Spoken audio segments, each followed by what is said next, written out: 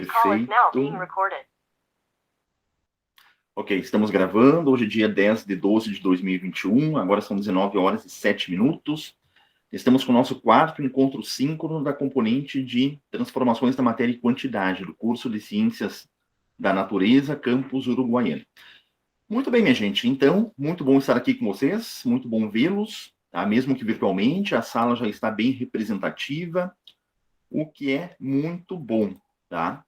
À medida do possível, eu vou acompanhando aqui o chat também, mas fiquem sempre à vontade para abrir câmera, abrir microfone, certo? Quanto mais vocês interagirem comigo, melhor, tá? Muito bem, espero que todos vocês estejam bem nessa reta final aí de semestre, tá? Que vocês tenham percebido que a componente trouxe elementos contributivos à formação de cada um de vocês, bem como o curso de modo geral. Lembrando que todos nós estamos buscando uma formação de professores de modo qualificado, conscientes de sua responsabilidade social, num momento onde a ciência passa por questões de bastante fragilidade, certo? Então, nós buscamos professores que efetivamente tomem consciência do seu papel de transformação social, ok? Muito bem, minha gente, então vamos fazer o protocolo conforme a gente vem discutindo nos encontros anteriores, tá? Basicamente, a minha proposta aqui é esclarecer algumas dúvidas, trazer algumas questões referentes à unidade 4. Mas fiquem sempre bem à vontade para tomar nota de qualquer dúvida, qualquer curiosidade, qualquer questionamento, é sempre bem-vindo, tá? Mas, no primeiro momento, vamos, então, deixar em aberto para caso vocês queiram tirar alguma dúvida, alguma questão, assim, ainda sem entrar nos conteúdos propriamente ditos, tá? Nos objetos de conhecimento, mas com relação ao curso, com relação à estrutura, logística, formato, enfim, fique bem à vontade. Alguém tem alguma questão, alguma dúvida quanto a isto? Não. Muito bem, muito bem. Tá? Lembrando que eu estou atendendo também via e-mail, fique à vontade para me procurar naquele formato que nós combinamos aqui lá no primeiro encontro. Tá? Qualquer dúvida com relação a conteúdos, com relação a questões que transcendam aos conteúdos, faça um contato primeiro com os tutores via o fórum de discussões, o fórum de dúvidas do Moodle. E em 48 horas, se os tutores não responderem a vocês, vocês podem me enviar um e-mail que eu vou fazer o possível para respondê-los. Certo? Essa é a nossa proposta de trabalho. Tá? Eu tenho percebido que no fórum de dúvidas muito poucas manifestações existem. Tá? Eu não sei se isso remete a poucos questionamentos, a que o material está bem entendido, enfim, mas eu lembro que toda e qualquer dúvida, toda e qualquer questão que vocês tenham no momento de um estudo, no momento de uma sistematização de algumas informações, tá? São dúvidas importantes e vocês devem registrar. Ok? Então, façam isso a todo tempo, a qualquer tempo, que a gente vai responder sempre que possível. Muito bem, então, gente, vamos passar para uma segunda fase aqui, tá? Que é a fase que eu extraio alguns conteúdos, alguns assuntos, assim, que eu vejo como pertinentes da unidade 4, nesse caso, da unidade 4, onde nós vamos debater aqui e, possivelmente, esses assuntos são estruturantes também para outras questões que vão vir à frente com relação à componente da química, as componentes da química no âmbito do curso, como também outras componentes circunscritas, tá? Então, eu vou trocar as câmeras aqui, aí, por gentileza, qualquer coisa me interrompa, ok? Vou fazer o processo aqui.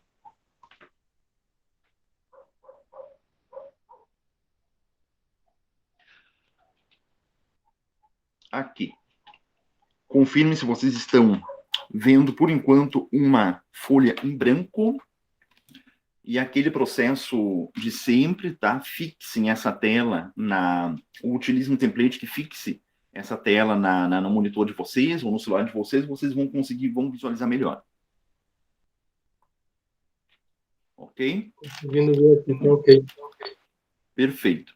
Então, o primeiro ponto que eu tomei nota aqui para a gente discutir um pouquinho é precisamente algo que eu já discuti aqui com vocês em outros momentos também, mas se torna importante novamente, que são as distinções entre equação química e reação química. Então, nós vamos fazer alguns exemplos em relação a isso. Tá? Deixa eu me colocar para cá. Aqui. Ok. Então, reação química versus equação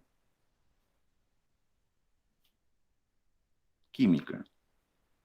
Vamos exemplificar essa distinção aqui com relação à fotossíntese, ao processo da fotossíntese. Se nós falarmos sobre a fotossíntese, tá, que é aquele processo que ocorre no cloroplasto das plantas, onde o gás oxigênio, o gás carbônico junto com a água passa por uma transformação catalítica, transformando-se em glicose e oxigênio. Então, toda essa descrição que eu estou dando para vocês, tá, toda essa abordagem teórica, nós estamos falando de uma reação química. Então, a fotossíntese é uma reação química, tá? Repetindo, é aquele processo natural que nós estamos muito distantes de compreender na sua essência. O que nós sabemos é que ocorre no cloroplasto da planta, na célula vegetal, e há uma transformação muito importante onde essa planta consegue produzir o seu próprio alimento, ou seja, produzir a glicose, a partir da água, a partir do gás carbônico e liberando como subproduto o oxigênio. Então, tudo isso que eu estou falando é uma reação química. Nós estamos discutindo sobre uma reação química. Na química, nós vamos buscar, então, uma linguagem própria para equacionar esse processo, para que nós não precisamos utilizar da linguagem descritiva. A química, conforme vocês bem sabem, assim como a matemática, assim como a física, tem uma linguagem própria, assim como a música também tem uma linguagem própria. Até sobre essa questão, a gente costuma dizer que a química, a matemática e a música são universais, e apenas essas três áreas de conhecimento são universais. Química, matemática e música. O que significa isso? Que nós usamos os mesmos caracteres em qualquer lugar do mundo, em qualquer idioma. Vai ser sempre o mesmo caractere, certo? Se vocês abrirem uma página em japonês, tá, vocês vão identificar muitos caracteres em japonês, mas se for uma página de química, por exemplo, vocês vão identificar alguns símbolos próprios da química. Que por mais que o japonês, que o idioma japonês não utilize H, a letra H, quando representar o gás hidrogênio, ele vai representar por H2, certo? Então isso vale para a química, para a música e para a matemática. Vamos então equacionar a reação da fotossíntese, conforme eu acabei de colocar para vocês. Então, o que nós temos? Nós temos H2O, tá? Líquida, que reage com CO2 na forma de gás, produzindo C6H12O6 aquoso, que é a glicose, e liberando O2, tá? Na forma de gás. Ok, então isso aqui é a equação da fotossíntese. Só falta a gente ajustar. Para ajustar essa equação, a gente vai precisar de um 6 aqui, tendo em vista que nós temos 12 hidrogênios aqui também 12 hidrogênios. Vamos ter aqui gás carbono, nós temos o 6 aqui, vamos precisar de um 6 aqui, e vamos precisar também de um 6 oxigênios aqui, 6 vezes 2, 12, mais 6, 18, fecha aqui. Então, essa é a equação da fotossíntese. É uma linguagem química que nós vamos entender que nesse processo de fotossíntese, 6 moléculas de água no estado líquido reagem com 6 moléculas de gás carbônico no estado gasoso, produzindo uma molécula de C6H12O6 no estado aquoso. O que significa isso? Que ela está dissociada, que ela está diluída em água. Essa molécula aqui não está na fase sólida, nem na fase líquida, nem na fase gasosa. Ela está aquosa, ou seja, ela está diluída em água. Ela está lá absorvida na célula da planta. Tá? E também a liberação de 6 moléculas de oxigênio, de gás oxigênio, que é liberado para a atmosfera, sendo a fotossíntese uma das principais contribuições para que nós tenhamos uma concentração estável de oxigênio no planeta. Tá? Lembrando que ainda nós temos a luz como catalisador. Esse processo ele não ocorre na ausência de luz. Então, basicamente, esse é um processo importante que vai diferenciar uma reação química de uma equação química. Okay? E qualquer processo químico pode ser equacionado. Tá? Todo processo de transformação, todo processo onde ocorre uma distinção entre os reagentes e os produtos, ele pode ser equacionado, certo? Se você pensar, por exemplo, aqui, quando você reage um ácido com uma base, tá? Ácido clorídrico, HCl, aquoso, diluído em água. mais NaOH, também aquoso. O que acontece aqui? Acontece uma reação de neutralização de um ácido e uma base, formando NaCl aquoso mais H2O na fase líquida. Então, eu estou equacionando um outro processo aqui, que é o processo de neutralização, onde reagem 1 mol de ácido clorídrico com 1 mol de hidroxissódio, ambos na fase aquosa, certo?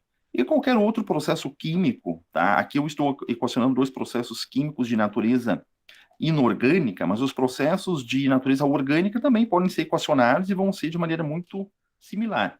Se nós pegarmos lá um composto chamado etino, já pensando na situação da química orgânica, tá? O etino, então, tem essa estrutura aqui. Quando nós hidrogenamos o etino, tá?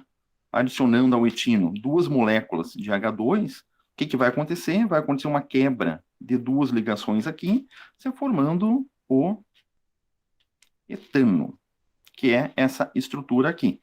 Aqui eu já estou equacionando uma reação de natureza orgânica, que é aquela reação que utiliza carbono ligado em cadeia, tá? E esse processo aqui é o processo de hidrogenação que ocorre lá na margarina, tá? A margarina é uma gordura hidrogenada, é uma gordura artificial hidrogenada, onde você vai quebrar ligações duplas, adicionando na verdade, átomos de H2. Dicas de passagem, o que faz muito mal à saúde. Tá? Aqui você vai gerar um composto saturado, e todo composto saturado ele é muito prejudicial à saúde. Então, esse é o primeiro ponto aqui, gente, tá? A reação química, a equação química, cuidar sempre a identificação de reagentes e produtos, a estequiometria do processo, que é a proporção de reagente e produto, ajustar essa equação, sempre que possível, cuidar os estados físicos, onde cada reagente reage, cada produto se forma, tá? E não utilizar como sinônimos os termos reação química e equação química, que eles são bastante diferentes. Ok, alguma dúvida, alguma pergunta antes de passarmos para o próximo ponto? Fique à vontade.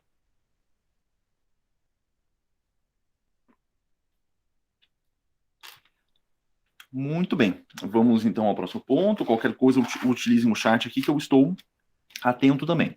Próximo ponto que eu tomei nota aqui para nós discutirmos, já que chegamos de uma reação química para uma equação química, é falarmos um pouquinho sobre os tipos. Tipos de equações, tá?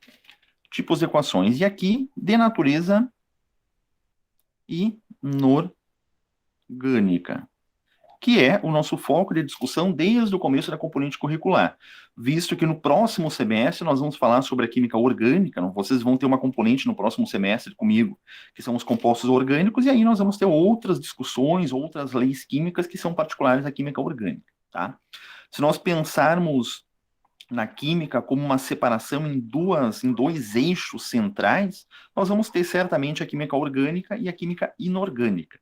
A química inorgânica para trabalhar com todos os compostos dos elementos da tabela periódica, e a química orgânica para exclusivamente cuidar dos elementos do carbono, cuidar dos compostos do elemento químico carbono, tá? Entre outras possíveis classificações, certo? Essas são as classificações, digamos, macro da química, orgânica e inorgânica, mas nós temos outras muito importantes também, como a química analítica, físico-química, química ambiental, dentre outras, tá?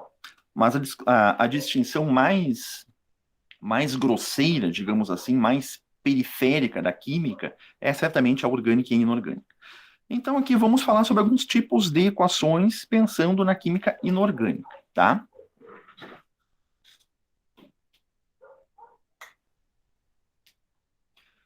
Aqui, desliguei uma luz aqui para ver se melhora um pouco a questão do sombreamento, ok?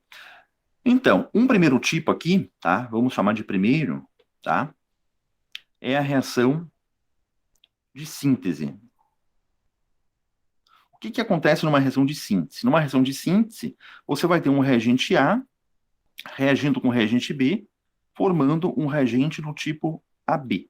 O que significa isso? Significa que os dois reagentes, ou mais de dois, tá? Isso é só um formato genérico de representar, eles são mais simples do que o produto que você forma. Então, você está aglutinando alguma coisa, você está compondo um produto que é mais complexo do que os reagentes, tá? Vamos pegar um exemplo aqui. Vamos pegar um exemplo que pode ser a própria formação da água. Se você tiver aqui H2, tá? Não vamos nos preocupar com os estados físicos aqui, mas O2 formando H2O, tá? Para ajustar essa equação aqui, nós vamos precisar de dois hidrogênios, dois aqui, 4, fechou? Certo? Lembrando que sempre nós buscamos ajustar a equação com números inteiros, certo? Então, esse aqui é um processo de síntese, uma típica reação de síntese, onde você parte de dois reagentes mais simples e forma um produto mais complexo. Então, a formação da água é uma equação de síntese, ou é a representação de uma reação de síntese. O contrário de uma síntese recebe o nome de análise, tá?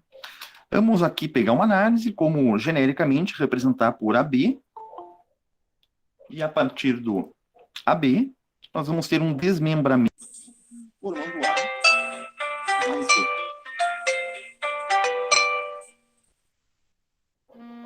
Aqui, voltemos. Então, o contrário da síntese, análise, aqui. Vamos propor uma análise, pode ser aqui, por exemplo, vamos pegar um exemplo típico aí da hidróxido de amônio, pode ser, tá? NH4OH.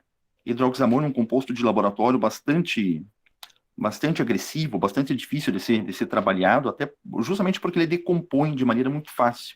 E a análise é uma espécie é um tipo de decomposição. Até a decomposição é um nome muito usado também como sinônimo de análise.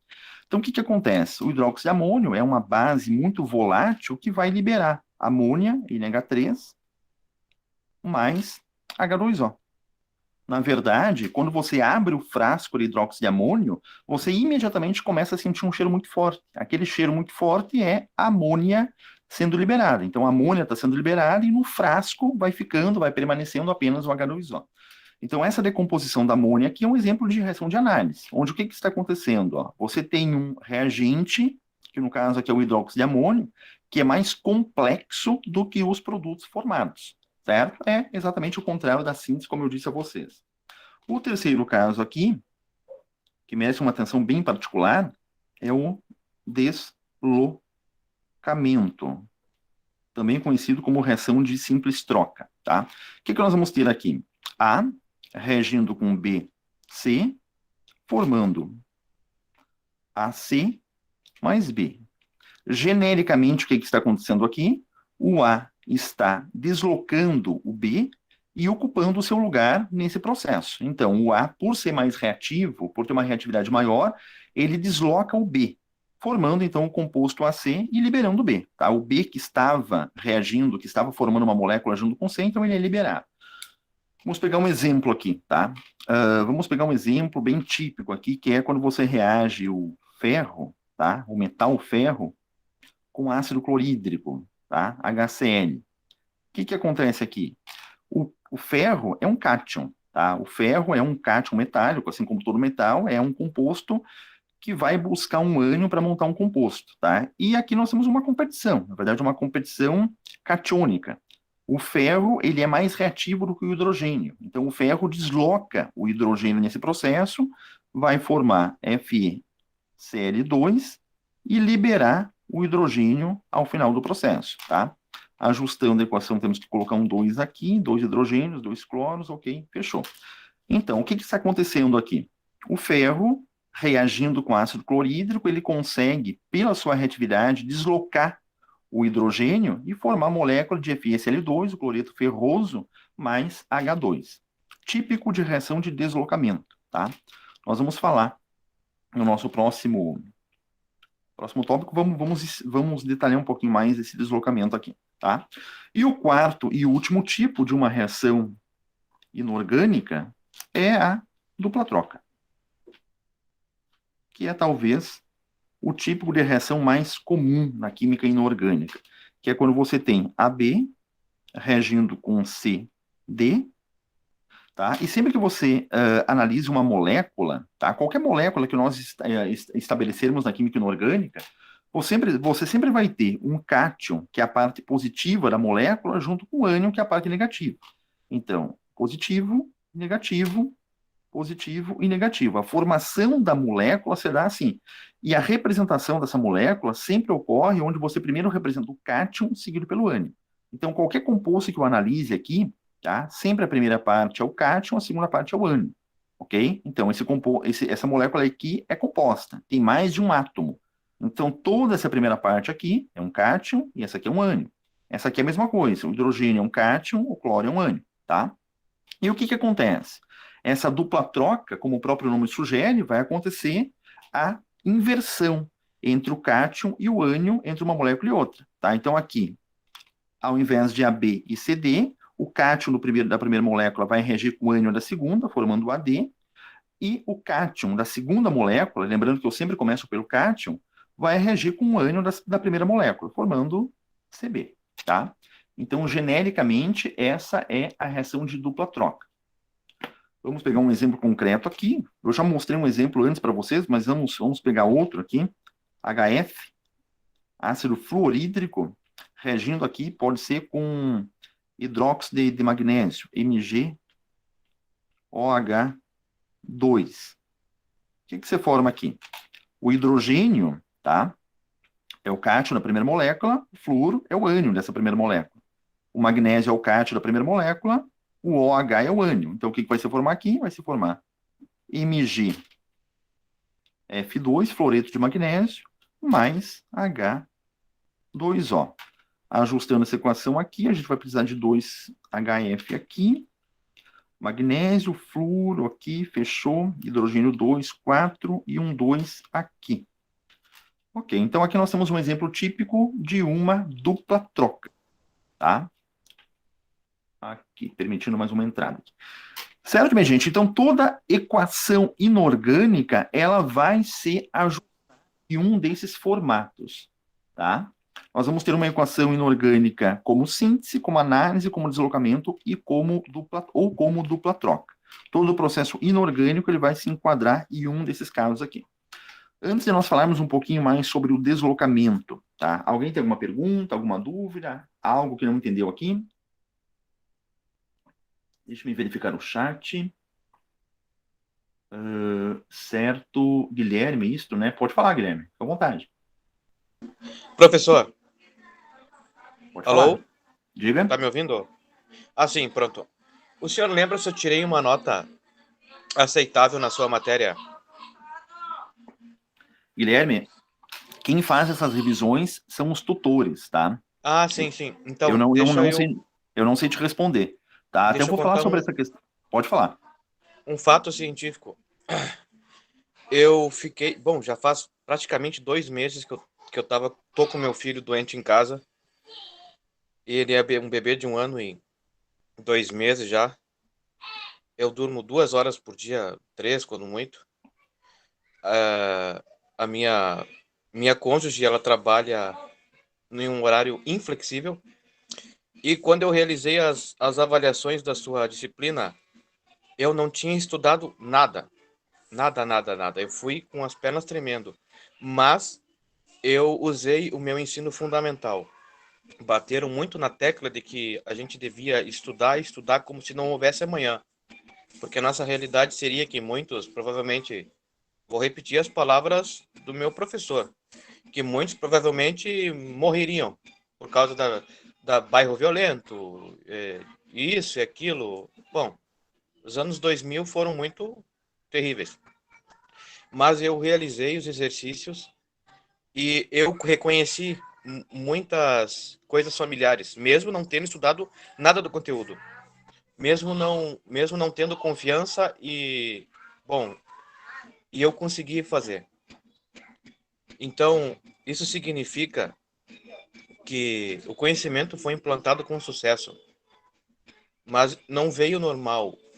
Significou que para memorizar a solução aquosa, memorizar essa base, até mesmo síntese, que eu tinha uma dificuldade muito grande, eu necessitei um monte de dedicação. E eu usei o uso da música. Porque antes de eu estar aqui nesse curso, eu tinha uma outra realidade. Eu era um sargento músico do Exército, antes de eu perder a minha habilidade e quase morrer. Mas eu me lembro de um macete. O macete era a respeito de química, física e matemática. E o macete que o professor me falou é que jamais deveria estudar química, física e matemática no mesmo momento, porque um ia anular o outro. Mas usando a música e sabendo equalizar, sabendo organizar o estudo, ia ter um aprendizado melhor. Então foi isso que eu usei e consegui garantir uma nota aceitável dentro da sua disciplina. Bom, eu não tenho vergonha nenhuma de falar que eu não estudei, devido ao que aconteceu e estar sozinho cuidando de uma criança, tendo praticamente só um braço, metade da visão e metade da minha audição. Então, para mim, valeu muito a pena ter aprendido química no ensino fundamental. Mas no ensino médio eu não aprendi. Agora vai começar de novo o aprofundamento no ensino fundamental. E é por isso que eu tenho a sua matéria, junto com astrofísica, as maiores prioridades para mim. Então, obrigado pelo momento de atenção. A fama acabou. Podemos voltar à aula. Perfeito, Guilherme. Tá, perfeito. Obrigado pela tua explanação aí, tá? Espero que tuas questões familiares se resolvam do melhor modo possível e você precisando de algum auxílio no momento do estudo, você pode me procurar, tá? Sim, A senhor. Muito Rosana, obrigado. a Rosana levantou a mão também. Pode falar, Rosana? Eu cheguei um pouco atrasada agora na aula, professor, e aí tô anotando as equações, assim, novamente, né, E eu fiquei na dúvida da quarta ali, o nome da quarta equação. Eu não consegui compreender direito ali na escrita. É uma dupla troca. Uma dupla Dupla troca. troca. Tá, Dupla troca, tá. Rosana. Tá ok? É isso, obrigada. Perfeito. Mais alguma dúvida, gente? Mais alguma questão? Tá? Eu sei que possivelmente nós estamos chegando aí na quarta avaliação, certo? Vocês estão com dúvidas com relação a notas? Eu vou falar um pouquinho sobre isso mais à frente, tá? Vamos nos concentrar aqui com relação às questões, às dúvidas voltadas ao conteúdo, tá? Ao conteúdo que eu estou tratando aqui, como outros conteúdos também que vocês discutiram, que vocês estudaram, então fiquem à vontade quanto a isso. Tá? A Silvia está colocando aqui, me lembro bem de você, Silvia, pode ficar tranquila, tá? Já tomei nota, assim, da tua manifestação e a gente vai resolver isso, certo? Muito bem, gente, então vamos falar um pouquinho sobre a equação de deslocamento, tá? Vamos virar a página aqui. Eu vou manter a outra câmera aberta também, tá? Vamos ver se isso não vai atrapalhar vocês. Caso esteja atrapalhando, vocês me avisem, por favor, tá? Com relação... eu vou fechar aqui, fica melhor, senão eu fico me escondendo aqui da câmera, tá? Aqui. Com relação ao deslocamento, então, tá? As reações de deslocamento, as equações de deslocamento, elas estão diretamente relacionadas à reatividade química, tá? E não confundam os termos reatividade com radioatividade. Não tem absolutamente nada a ver um termo com o outro. Tá? Radioatividade é aquele processo que envolve o núcleo do átomo, uma fissão nuclear, uma fusão nuclear, tá? Bombas atômicas, usina nuclear, enfim, não tem absolutamente nada a ver radioatividade com reatividade. Tá? Até sobre essa questão, toda a química, toda a estrutura da química que nós trabalhamos aqui, a gente está trabalhando com as camadas superficiais do átomo. Se nós pararmos para pensar sobre a estrutura atômica um pouquinho, tá? Apesar dessa componente não aprofundar, não apresentar, na verdade, a estrutura atômica, né? Mas toda a química trabalha com a parte mais externa do átomo, a parte superficial do átomo, que nós denominamos de eletrosfera, tá? Quando nós trabalhamos o núcleo do átomo, aí entrariam os processos da radioatividade, os fenômenos nucleares e tal. Mas toda a química que nós estamos discutindo da componente trabalha sempre a parte periférica do átomo e a reatividade também. O que é a reatividade? Tá? Depende do caso que você tenha. Se você tem um metal, tá? Lembrando que o metal é um composto que predominantemente se torna um cátion, A reatividade é a tendência que esse metal tem de perder elétrons para tornar-se um cátion, tá? E se você tiver um não metal para analisar, lembrando que o não metal ele se torna um ânion, ele ganha elétrons, certo? Ânion. Então, a reatividade é a tendência que esse não metal tem em ganhar elétrons. Então, essa é uma tendência natural da química. Metais perdem elétrons. Quanto mais facilmente esses metais perdem elétrons, mais reativos são esses metais, e os não metais ganham elétrons. Quanto mais facilmente esses não metais ganham elétrons, mais reativo é esse não metal, tá? Vamos pegar aqui um exemplo, tá? Falando um pouquinho sobre os metais, que num primeiro momento é mais tranquilo da gente ter uma compreensão mais aprofundada. Vamos pegar uma ordem aqui crescente, estabelecer uma ordem crescente aqui de reatividade, tá? Falando de metais. Então, reatividade. Aqui, metálica. Então, aqui eu estou representando que a reatividade aumenta da esquerda para a direita. Quanto mais à esquerda, menos reativo é o metal, quanto mais à direita, mais reativo é o metal. E vamos comparar aqui só dois metais, tá? Um metal muito pouco reativo, tá? Que é esse metal aqui, que vocês conhecem, que é o ouro, e um metal muito reativo, que é esse metal aqui, que vocês também conhecem, que é o ferro, que é o Fe, tá? Se você tiver o ouro, por exemplo, se você tiver uma peça de ouro e colocar o ouro imerso em água, o que vai acontecer com o ouro imerso em água? Absolutamente nada, tá? Você vai passar com o ouro imerso em água muitos anos e o ouro não vai perder massa, não vai ganhar massa, não vai interagir, não vai reagir quimicamente com a água, por conta da sua baixíssima reatividade, certo? Ao passo que o ferro não. Se você pegar um prego, por exemplo, formado por predominantemente de ferro, e colocar o prego em água, em poucos minutos, você já vai começar a perceber na estrutura externa do prego alguns orifícios, alguns sulcos. Isso é o que a gente chama de oxidação, tá? Ou ferrugem. A ferrugem nada mais é do que uma reação química entre o ferro e o oxigênio, formando óxido férrico. Tá? Então, isso se deve à reatividade do ferro, que é muito grande.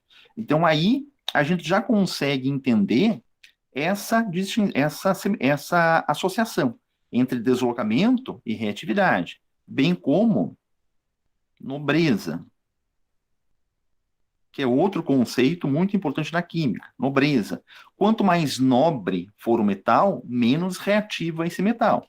Então, o ouro é um metal muito nobre, então ele é pouco reativo, ele tem muita dificuldade de reagir, ele não reage, ele se mantém na sua forma original. O ferro é um metal muito pouco nobre, tá? É um metal que tem uma nobreza muito baixa, então ele tem alta reatividade. Podemos entender que a reatividade é inversamente proporcional à nobreza. Quanto mais nobre for um metal, menos reativo é esse metal, tá? Exemplo de outros metais nobres, a platina, um metal muito nobre, tá? O cobre não é tão nobre como o ouro e a platina, mas também é um metal nobre, tá? O cobre é extremamente de dificuldade de reação química, tanto é que você utiliza como cabo metálico, certo? Você utiliza instalações elétricas por conta dessa baixa reatividade do cobre. Até um exemplo importante, se você tem uma casa, um apartamento, possivelmente você tem janelas, portas de ferro, tá? Você precisa estar pintando aquele material. Se você tivesse uma porta e uma janela de cobre, por exemplo, você não precisaria pintar em nenhum momento, porque ele não reagiria e você manteria aquele material tal qual ele está, tá? Outro metal nobre, a prata, também é um metal nobre, tá? E exemplo de metais pouco nobres, exemplo de metais muito reativos, o ferro é um metal muito reativo, tá? O zinco é um metal extremamente reativo, para pegar aqueles metais que a gente tem mais contato no nosso dia a dia, tá? Assim como todos os metais do primeiro grupo da tabela periódica, sódio, lítio, sódio, são metais muito reativos, tá? E eu quero comparar aqui essa questão do deslocamento com um sujeito que é um não metal, mas é um caso muito importante para a comparação de metais, a reatividade metálica, que é o hidrogênio, tá? Então, o que nós temos aqui? O ouro, menos reativo do que o hidrogênio, que é, por sinal, menos reativo do que o ferro. Então, aqui nós vamos montar algumas possíveis reações químicas, tá? O que vai acontecer quando nós buscarmos reagir ferro com HCl? O que vai acontecer quando nós buscarmos reagir ouro com HCl? No primeiro caso aqui, ambas são reações de deslocamento, conforme a gente já discutiu lá no momento anterior, tá? Nesse primeiro caso aqui, o ferro, por ser mais reativo do que o hidrogênio, ele vai deslocar o hidrogênio e liberar esse hidrogênio na forma gasosa, formando isso aqui, FeCl2, liberando H2, tá? O ferro está ok, o cloro precisa ser ajustado, ok. Então, essa é uma típica reação de deslocamento. E lembrando que só ocorre porque o ferro está aqui, tá? Fe está aqui, ele é mais reativo do que o hidrogênio, então ele desloca o hidrogênio. Agora, vejam bem o que acontece no segundo processo aqui embaixo, tá? O ouro, certo? O ouro, ele é menos reativo do que o hidrogênio. Então, quanto mais à esquerda, lembrando aqui, quanto mais à esquerda, menos reativo, quanto mais à direita, mais reativo. O ouro, ele é menos reativo do que o hidrogênio. Então, essa reação aqui, ela não ocorre, não reage. Por quê? Porque o ouro não tem reatividade suficiente para deslocar o hidrogênio e reagir quimicamente com o cloro. O que significa isso na prática? Se você pegar um copo de Becker, por exemplo, e nesse copo de Becker colocar uma solução de HCl aquosa e adicionar nesse copo de Becker uma placa de ferro e uma outra placa de ouro, o ferro vai reagir. Você vai formar, então, cloreto férrico, tá? Cloreto ferroso liberando hidrogênio. Agora, a placa de ouro, ela vai se manter intacta, justamente por ouro ser pouco reativo. Tá? Então, aqui eu só dei 2 exemplos, gente, envolvendo esses 2 metais, que são metais, assim, muito expressivos com relação a essa discussão, que são o ouro e o ferro. Vocês vão encontrar numa tabela periódica, tá? Aqui, estou mostrando nessa tabela periódica para vocês, vai ser difícil de ver aqui. Vai ser difícil não, vai ser impossível de visualizar. Mas numa tabela periódica vocês vão perceber uma ordem de reatividade para os metais e uma ordem de reatividade para os não metais, envolvendo não apenas o ouro e o ferro, mas envolvendo todos os principais metais, todos os principais não metais. Mas o raciocínio é o mesmo, tá? Você precisa verificar a ocorrência de reação quando o metal é mais reativo do que o outro, ele vai conseguir deslocar esse outro metal havendo reação, tá? E o mesmo vale para o não metal. Quando o não metal é mais reativo do que o outro, ele consegue deslocar. Quando um não metal A é mais reativo do que um não metal B, o não metal A desloca o não metal B, certo? Produzindo uma reação química. Muito bem, gente. Alguma pergunta? Alguma dúvida? Lembrando que isso aqui tudo fica gravado, tá? Vocês devem verificar isso, eventualmente vão surgindo algumas dúvidas. Vocês vão discutir algumas questões em outras componentes, ou mesmo comigo em outras componentes da química. Pintou uma discussão sobre reatividade química, pintou uma discussão ali sobre tipos de equação, tá? Retorna para as gravações, que vai sempre auxiliar vocês. Então, alguma pergunta, alguma questão, antes de nós passarmos para o nosso terceiro e penúltimo tópico?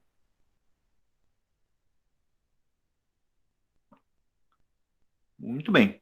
Então, vamos passar para o nosso terceiro e penúltimo tópico, tá? Tópico 3, que eu tomei nota aqui, que é, na verdade, o tópico central de toda a componente, certo? Essa componente trabalha com os aspectos quantitativos da química, então nós precisamos trabalhar com estequiometria ou cálculo estequiométrico.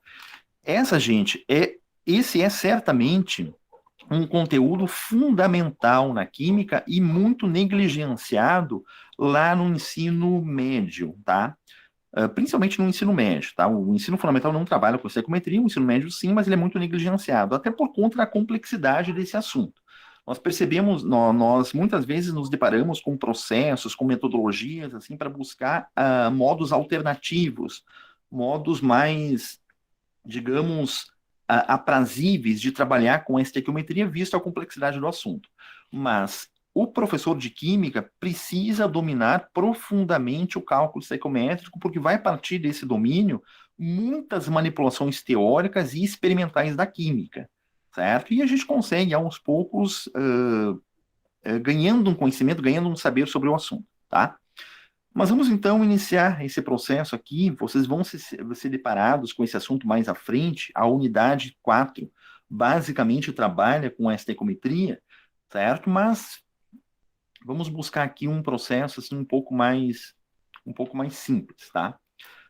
Vamos pegar aqui uma equação de combustão, tá? Já falamos sobre isso em encontros passados, mas vamos pegar uma outra equação de combustão aqui para a gente estabelecer essa questão. Vamos pegar aqui como exemplo, tá? A combustão do etanol. Então, vamos colocar aqui. Combustão do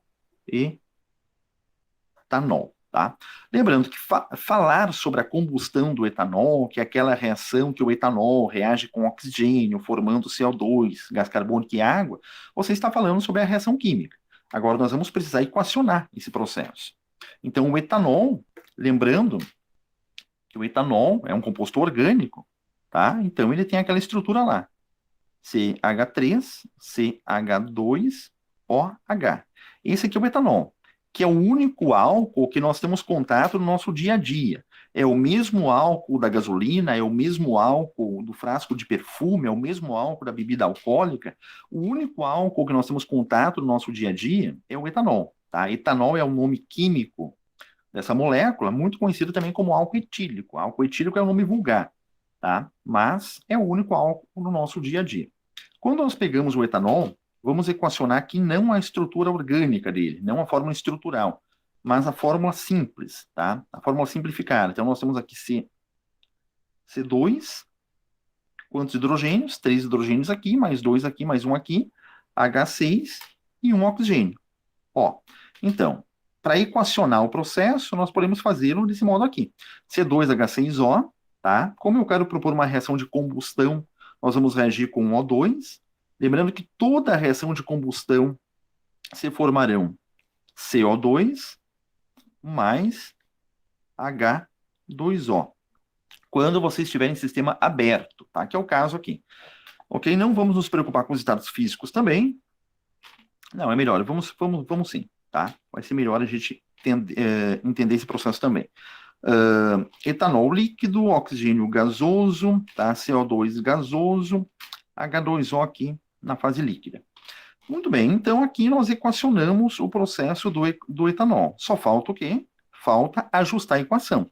A equação não existe nesse formato que eu coloquei para vocês aqui. Tá? Nós precisamos sempre trabalhar com equações químicas ajustadas. Então, todos os átomos em quantidade que nós tivermos aqui nos reagentes, eu preciso ter em mesma quantidade nos produtos. Sempre começo pelo carbono, tá? 2 carbonos aqui, 1 carbono aqui, então eu preciso colocar o 2 aqui na frente. 6 hidrogênios aqui, depois do carbono passamos sempre para o hidrogênio. 6 hidrogênios em toda a parte dos reagentes, então eu preciso ter 6 hidrogênios aqui. No momento eu tenho só 2, então eu tenho que adicionar um 3 aqui. E oxigênio, aqui nessa molécula de etanol eu tenho 1, aqui na molécula de O2 eu tenho 2. Então, eu tenho um total de 3 oxigênios aqui. Aqui quantos eu tenho? 2 vezes 2, 4. 3 vezes 1, 3. Então, eu tenho um total de 7. Então, se eu colocar um 3 aqui na frente, eu vou ter 3 vezes 2, 6. Com esse aqui, 7. Então, fechou. Essa aqui é a equação ajustada de combustão do etanol. Ok? Podemos dizer que 1 mol de etanol reage com 3 mols de gás oxigênio, formando-se 2 mols de gás carbônico e 3 mols de água, com muita liberação de energia. Lembrando que isso aqui é uma queima, é uma combustão. E toda combustão libera muita energia.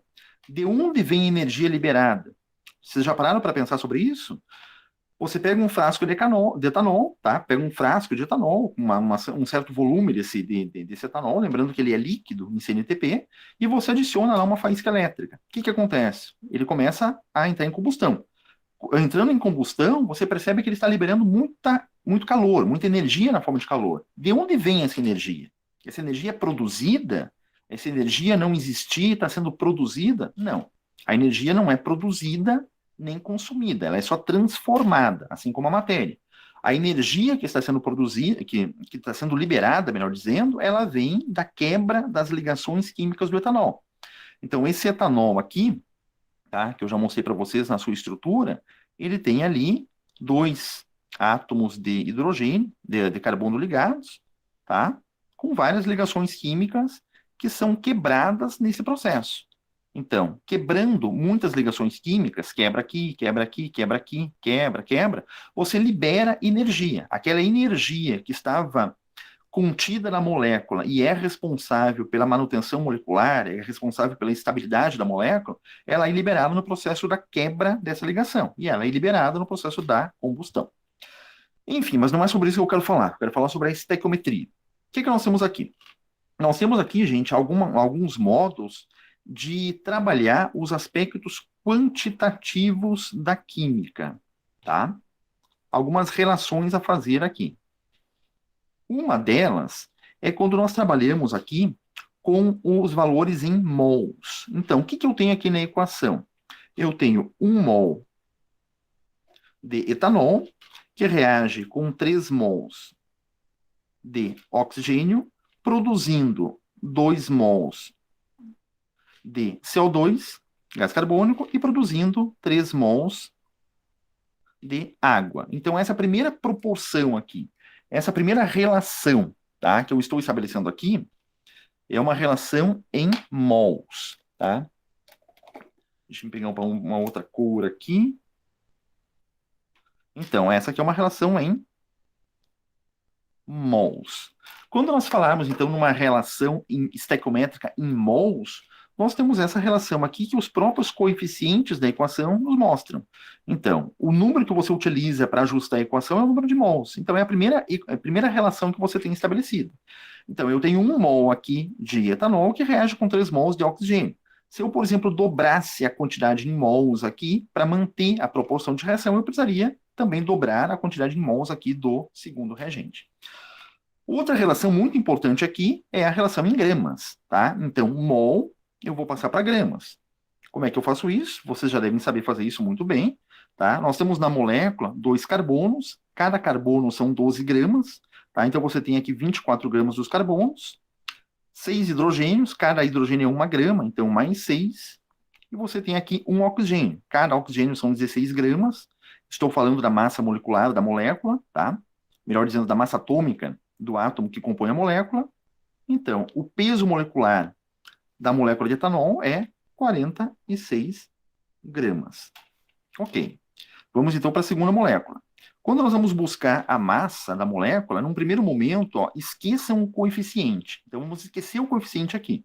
Vamos analisar somente a molécula. Então, O2, nós temos aqui, temos 2 átomos de oxigênio, cada átomo de oxigênio são 16 gramas. Tá? A tabela periódica me mostra isso. Então, 2 átomos são 32 gramas.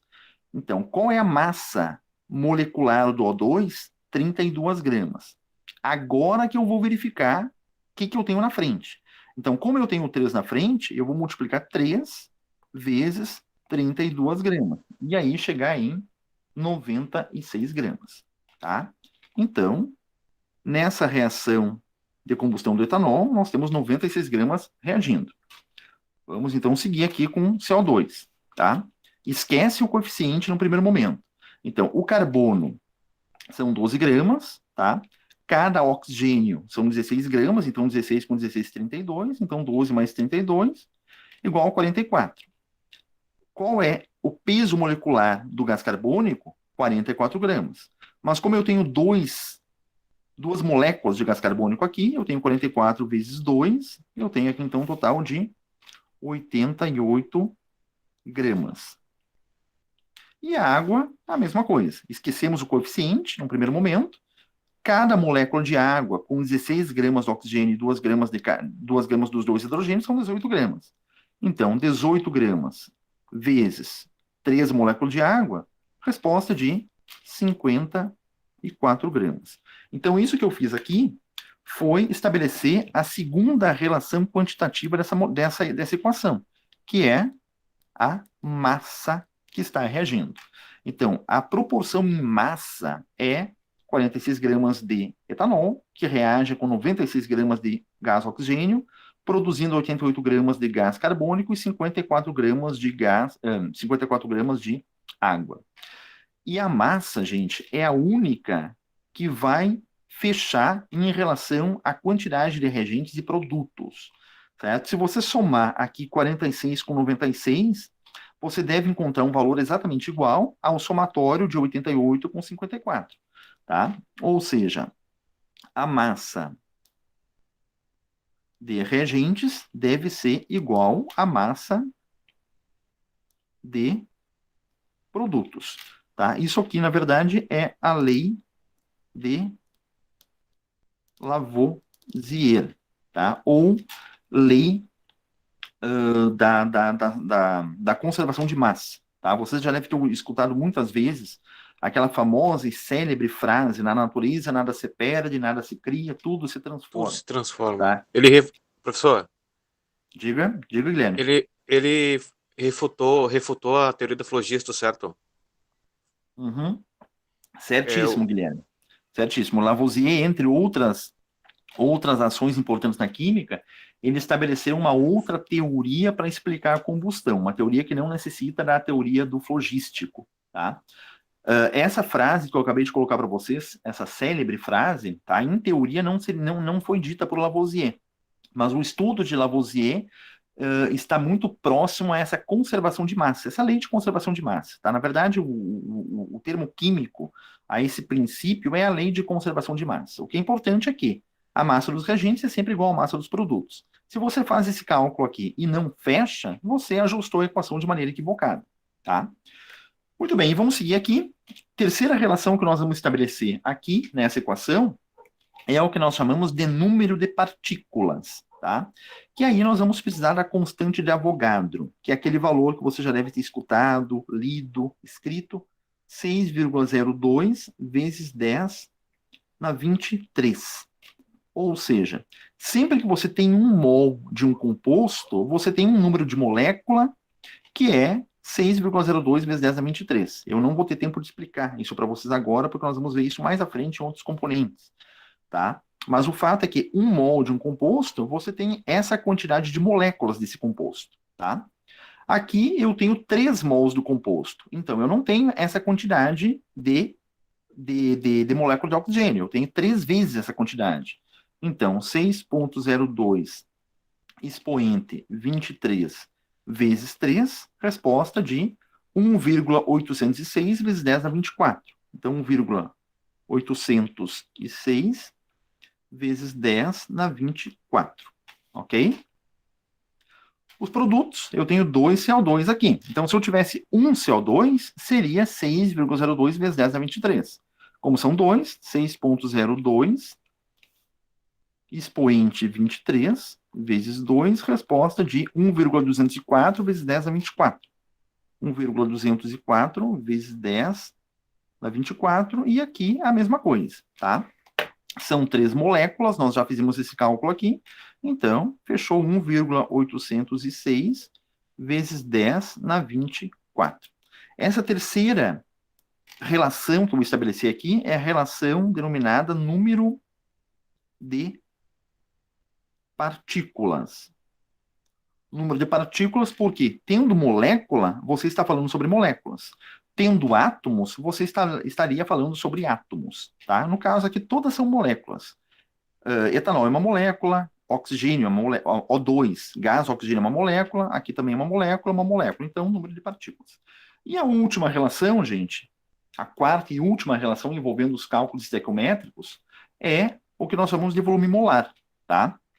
Que é o valor de 22,4 litros. Mas esse valor, 22,4 litros, por ser volume molar, ele não vale para moléculas que não estejam na fase gasosa. Então, o etanol, por estar líquido, a gente não utiliza volume molar. Agora, o oxigênio, sim. O oxigênio é um gás, então volume molar. Se eu tivesse 1 mol de gás oxigênio, eu teria 22,4 litros. 22,4.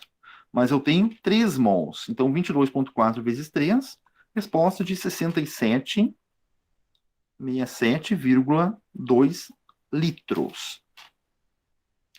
Aqui na parte dos produtos, CO2 é um gás. Então, eu posso estabelecer volume molar para esse gás. Quantos mols eu tenho de CO2 aqui? 2 mols. Então, 22,4 vezes 2, 44,8 litros, tá? E o mesmo vale aqui para H2O, só que H2O aqui, por ser líquido, nós não estabelecemos volume molar. Ok? Muito bem. E essa quarta relação aqui, conforme eu já disse para vocês, volume. Tá? Muito bem, gente. Então, essa é a linguagem matemática da química. Tá? Vamos entender assim, a linguagem quantitativa da química. E nesse raciocínio, nós podemos muito bem fazer vários tipos de cálculos quando nós vamos fazer as combinações entre essas moléculas, tá? Então, por exemplo, você está verificando aqui que 1 mol de etanol reage com 3 mols de oxigênio. Eu posso perguntar num problema, quantos mols de etanol vão ser necessários para reagir com 5 mols de oxigênio? Como é que eu faço esse cálculo? Por uma regra de 3 simples, sem nenhum problema. Ou eu posso fazer combinações entre várias unidades aqui, tá? Se 1 mol de etanol produz 54 gramas de água, quantas gramas de água produzirão 5 mols de etanol? Então, uma regra de 3 simples vai me dar essa resposta também, tá? Ou, por exemplo, se eu tenho 67,2 litros de oxigênio para reagir, quantas gramas vão se formar de H2O? Eu posso fazer esse tipo de combinação também, tá? Então, a partir dessa leitura que eu acabei de fazer aqui para demonstrar para vocês, nós podemos basicamente resolver qualquer cálculo estequiométrico no âmbito da química usando uma regra de 3 simples, tá? O que eu preciso é da equação ajustada, a equação correta, e a partir dessa equação e dos reconhecimentos numéricos, você resolver a matemática do processo é muito simples, porque uma regra de 3 simples vai te mostrar essa resolução, tá? Nisso aqui, eu separei um exercício para mostrar para vocês aqui, que é, deixa eu verificar aqui, que é o exercício 107. Podemos pegar esse exercício 107 aqui, tá? Da lista de vocês, que vai estabelecer justamente isso que eu estou discutindo aqui com vocês, tá? Então, vamos lá. Para responder essa questão, utilize para o volume molar de um gás, tal, 22,4 litros, dada a equação não balanceada de combustão completa da acetona. Então, você tem aqui a combustão completa da acetona. Vamos pegar essa combustão e transcrever ela aqui para baixo. Então, nós temos aqui C3H6O reagindo com O2, produzindo CO2 mais H2O. Nós não damos nenhum passo com relação ao processo de resolução da questão sem ajustar a equação, tá? Não tem como. Se você fizer qualquer coisa sem ajustar a equação ou com a equação mal ajustada, você vai chegar no valor equivocado. Então, você tem 3 átomos de carbono aqui, você vai precisar de 3 aqui também. Você tem 6 átomos de hidrogênio em toda a parte dos reagentes, você tem 2 aqui, então vai precisar de um 3 aqui, tá? 3 vezes 2, 6, fechou. E deixa sempre o oxigênio por último. Aqui você tem um oxigênio, aqui você tem mais 2, então tem um total de 3 aqui. Aqui nos produtos, quantos vocês têm? Quanto você tem? Muito mais. 3 vezes 2, 6. Aqui mais 3 vezes 1, 13, então um total de 9, tá? Então, se eu tenho um 9 aqui, e aqui eu tenho 3, eu vou ter que colocar um 4 aqui, de modo que 4 vezes 2, 8, mais esse oxigênio perdido aqui, então tem um total de 9. Então, a equação agora está ajustada, você pode trabalhar com a estequiometria do processo, tá? A título de exercício, vamos fazer todo aquele processo que eu mostrei para vocês antes, só que vamos fazer de maneira mais rápida agora, tá? O que eu tenho aqui? Eu tenho 1 mol de acetona, 4 mols de H2O, 3 mols de gás carbônico e 3 mols de água. Então, essa é a relação aqui em mols. Vou precisar dela para resolver a questão? Talvez sim, talvez não. Vamos ver depois isso. Agora, a massa, tá? Qual é a massa dessa molécula de acetona? 3 carbonos, cada carbono são 12 gramas, então 3 vezes 12, 36. Então, de carbono aqui eu tenho 36 gramas. Hidrogênio, 6 gramas cada hidrogênio, mais oxigênio que são 16, então o total aqui são 58. Então, 58 gramas é a massa de uma molécula de acetona. Oxigênio, eu tenho aqui 2 átomos de oxigênio por molécula, então 2 vezes 16, 32. Cada molécula são 32 gramas. Multiplico por 4, então aqui vezes 4, resposta de 128. Então 128 gramas. Gás carbônico. Cada molécula de gás carbônico são 12 do carbono, mais 16 mais 16, 32, mais 32 dos oxigênios, resposta de 44, vezes 3, resposta de 132 gramas. E aqui a água, já sabemos que cada molécula de água são 18 gramas, então 18 vezes 3, resposta aqui de 54 gramas. Então aqui é a relação em massa, que é aquela que estabelece a lei de Lavoisier, tá? A lei de conservação de massa. Lembrando que somando 58 com 128, você tem que fechar aqui o mesmo somatório de 132 com 54. Vejam bem que isso só vale para a relação entre massas, não vale para qualquer outra relação. Se você soma aqui o número de mols, ó, você tem 5 mols. Se você soma aqui o número de mols, você tem 6. Tá? Mas isso não interfere. A única questão que tem que bater é a massa. Outra relação aqui que nós vamos estabelecer, o número de partículas, tá? 6,02 vezes 10 na 23. Aqui eu teria 6,02 vezes 10 na 23 se eu não tivesse esse 4. Tendo 4, então 4 vezes 6,02 expoente 23, resposta de 2,408 vezes 10 na 24 moléculas, tá? CO2, teríamos também 22,4, melhor dizendo, teríamos 6,02 vezes 10 a 23, 6,02 expoente 23, no caso de uma molécula. São 3, então vezes 3, resposta de 1,806 vezes 10 na 24. E aqui, 3H2O, então 3 vezes 6,02 expoente 23. Resposta 1,806 vezes 10 na 24. E estabelecemos aqui o número de partículas. E a última proporção é aquela que só vale para moléculas gasosas, tá? No caso aqui, não está mostrando aqui, mas acetona é um gás, oxigênio também é um gás carbônico obviamente é um gás, e a água aqui é líquida. Então, 22,4 vale aqui, litros, 22,4 vezes 4.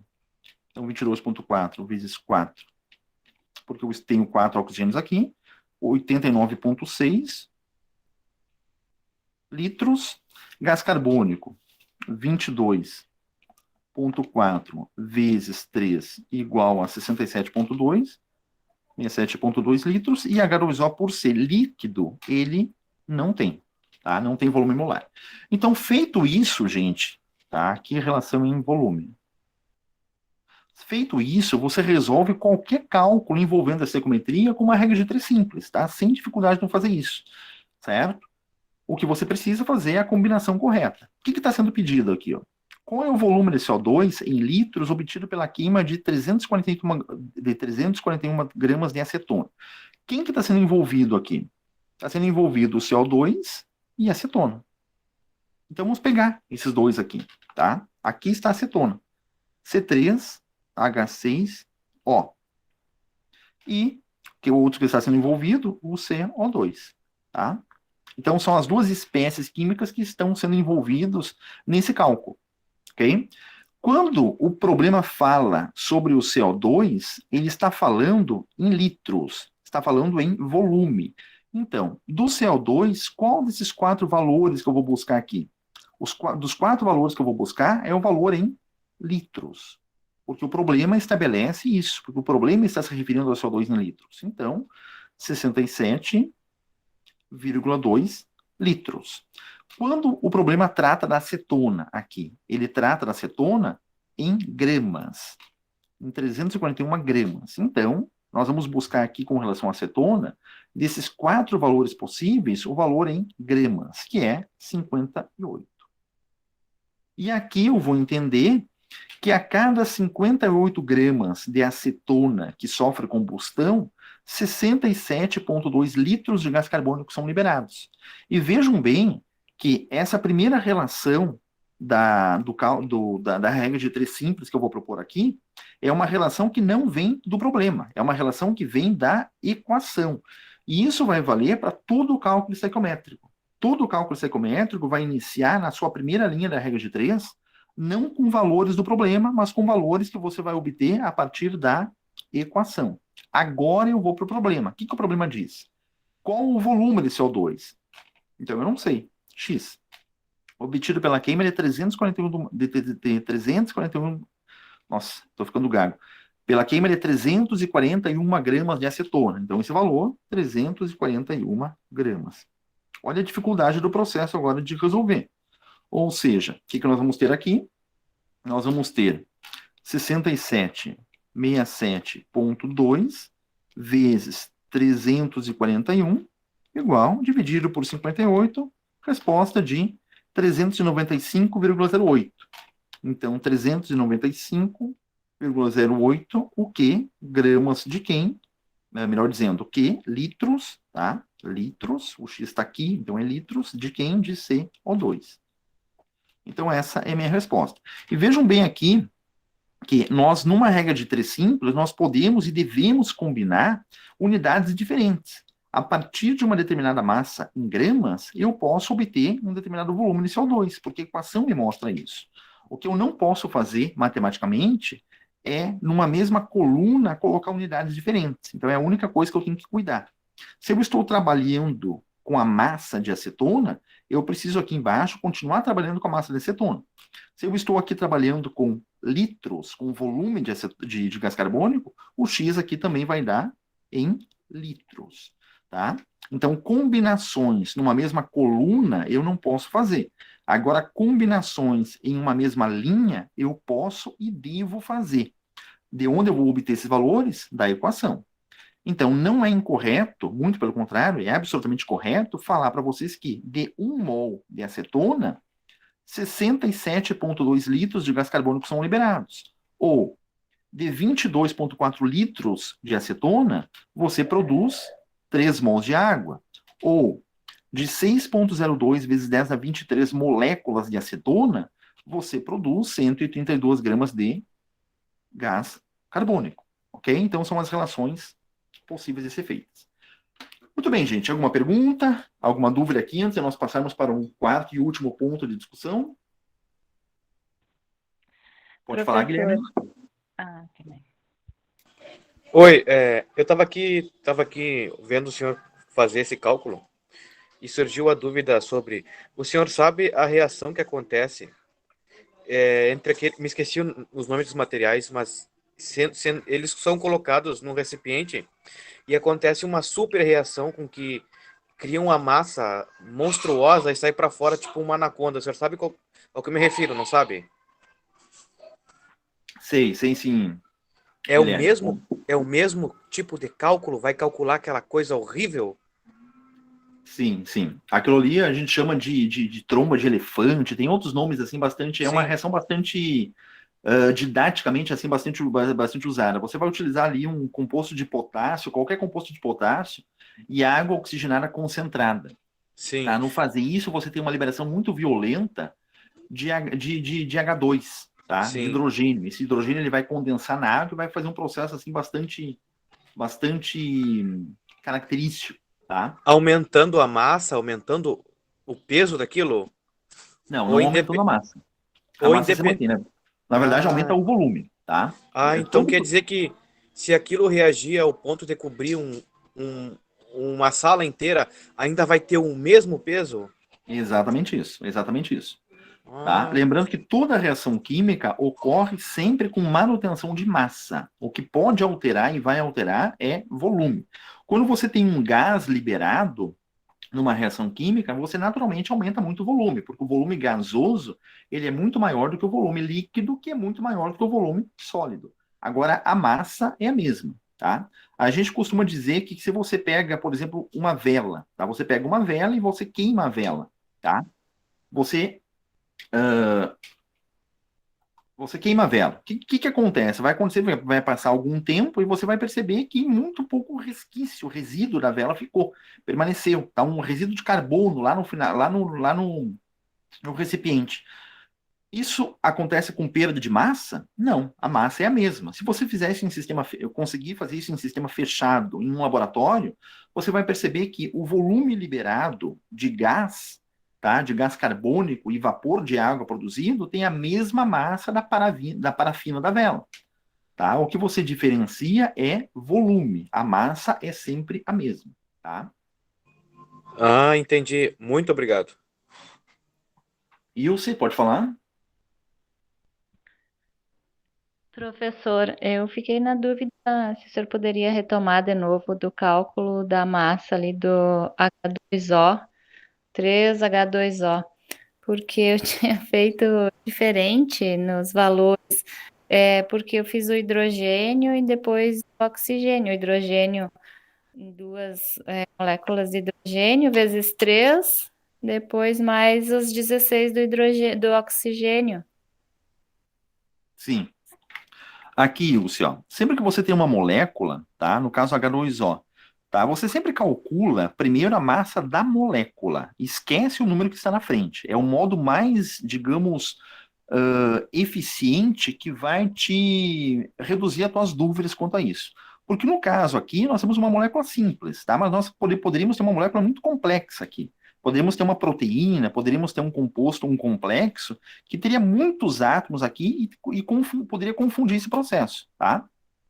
Mas, primeiro você calcula a massa da molécula, ignorando o que está aí na frente. Então, qual é a massa da molécula aqui? Você tem 2 hidrogênios, tá? Então, cada hidrogênio é 1 grama, então são 2 gramas aqui. E você tem um oxigênio. O oxigênio é 16 gramas. Então, 16 gramas mais 2 gramas, 18. Então, qual é a massa de uma molécula de água? 18 gramas. Feito isso, agora que você vai observar aqui na frente o que você tem. Então, você tem 3 moléculas de água.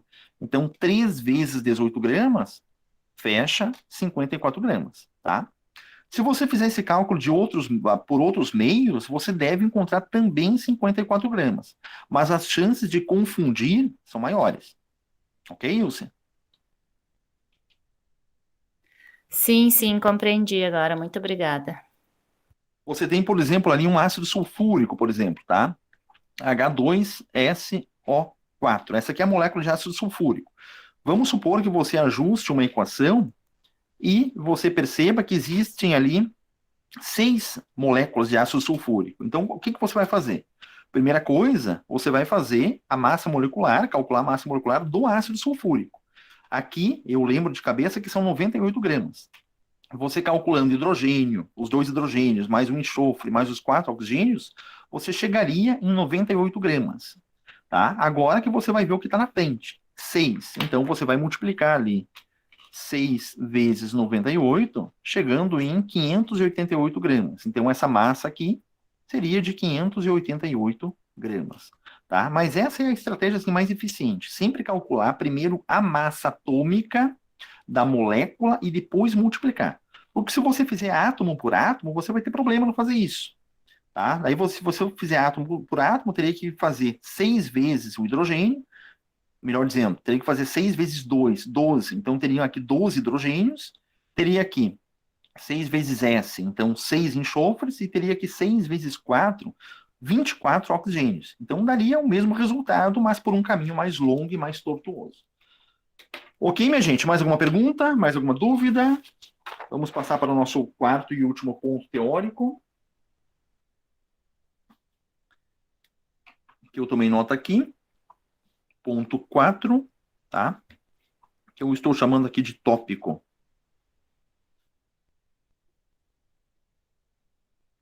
Especial, tá?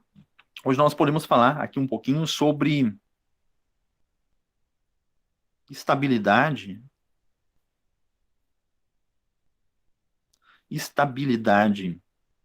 molecular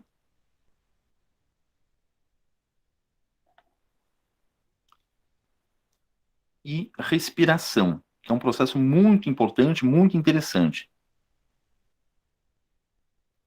Tá? E vamos falar um pouquinho sobre a a tragédia lá da Boate Kiss, que está hoje bem na mídia aí, tá? Bom, vamos pensar assim, ó. Quando o ar que nós estamos todos respirando nesse momento, tá? É um ar atmosférico, obviamente, composto basicamente por 78% de nitrogênio gasoso e 21% de oxigênio gasoso. Então, quando você inala, enche o teu pulmão, é basicamente isso que você está levando para dentro do teu pulmão. Um ar atmosférico composto por 78% de gás nitrogênio, 21% de gás oxigênio e o outro 1% são impurezas, são gás carbônico, são outros componentes que estão presentes no ar atmosférico também, tá? Entretanto, apesar do nitrogênio estar presente em uma quantidade muito maior do que o oxigênio, o nosso organismo ele não consegue absorver o nitrogênio. Ele não absorve o nitrogênio, sendo que a gente respira apenas o oxigênio, tá? E a pergunta que cabe aqui é justamente isso. Por quê? O que é a química do processo que explica a razão pela qual, apesar do nitrogênio estar presente em uma quantidade muito maior, nós não conseguimos absorver o nitrogênio, tá? Então vamos buscar uma resposta para isso aqui. Quando nós pegamos lá o oxigênio e vamos fazer a distribuição eletrônica do oxigênio, vamos lembrar lá que o oxigênio ele tem 8 elétrons, tá? Vamos pegar o número atômico do oxigênio. O número atômico do oxigênio Z igual a 8, tá? Então nós vamos ter aqui um S2, 2S2, 2P4. Espero que vocês lembrem disso, certo? Lá do ensino médio também. O que nós temos aqui? Na primeira camada, que é a camada K, nós temos 2 elétrons. Aqui estão os 2 elétrons. Na camada L, que é a segunda camada, nós temos 6 elétrons. Tá? Então, essa é a estrutura, a distribuição eletrônica do oxigênio. Quando nós buscamos aqui, então, o oxigênio, nós vamos colocar isso aqui. 2 elétrons, mais 2 elétrons aqui, mais 2 aqui, 6 elétrons na camada de valência. Lembrando que só o que me importa aqui, todo o processo químico apenas trabalha com a camada de valência, com a última camada do átomo, tá? Então, quando eu tenho uma ligação química envolvendo 2 oxigênios, eu tenho isso aqui. Existe lá uma regra que estabelece a regra do octeto, tá? Que não vale para todos os casos, mas vale muito bem para moléculas simples. A regra do octeto diz que eu preciso de 8 elétrons na camada de valência. Se o oxigênio tem 6 elétrons na camada de valência e reage, melhor dizendo, e forma uma ligação química compartilhando mais 2 elétrons, ele parte para 8 elétrons, ou seja, ele tem 6. 1, 2, 3, 4, 5, 6. Compartilha mais 2, passa a ter 8. Moral da história, nós temos aqui a molécula de oxigênio que tem uma ligação dupla entre esse O2. Quando nós vemos o O2, nós temos que entender que existe uma ligação dupla entre os 2 átomos de oxigênio. E no caso do nitrogênio, será que é a mesma coisa? Vamos ver. O nitrogênio, por sua vez, ele tem Z igual a 7. Ele tem 7 elétrons, um total de 7 elétrons. Na distribuição eletrônica, um S2, 2S2, 2P3. 2 mais 2, 4, mais 3, 7. Então, a primeira camada eu tenho 2 elétrons, segunda camada eu tenho 5 elétrons. Quando nós vamos, então, estabelecer a regra de Lewis para trabalhar a molécula de nitrogênio, nós vamos perceber que nós temos no nitrogênio esses 5 elétrons.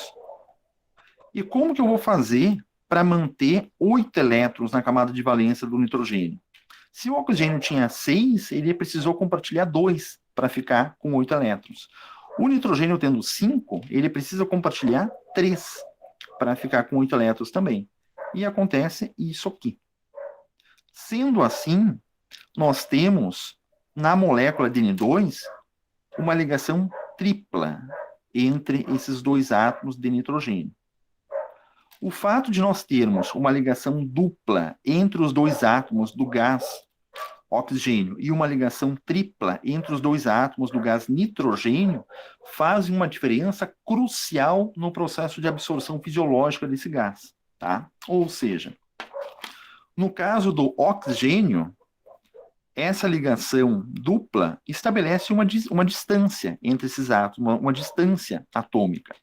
No caso do nitrogênio, por ser uma ligação tripla, esses átomos estão mais próximos.